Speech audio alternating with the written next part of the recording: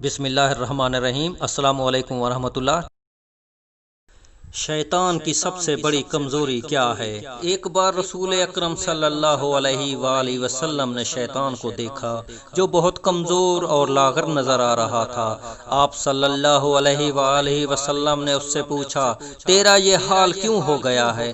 شیطان نے کہا، اے رسول خدا، آپ صلی اللہ علیہ وآلہ وسلم کی امت کے 6 کاموں کے باعث پریشان ہوں۔ جب ایک دوسرے سے ملتے ہیں تو سلام کہتے ہیں، ایک دوسرے سے مصافحہ کرتے ہیں، ہر کام کا ارادہ کرنے سے پہلے انشاءاللہ کہتے ہیں، گناہ ہو جائے تو استغفار پڑھتے ہیں، آپ صلی اللہ علیہ وآلہ وسلم کا نام سنتے ہیں تو درود و سلام پڑھتے ہیں، ہر کام کی ابتدا بسم اللہ کی تلاوت سے کرتے ہیں۔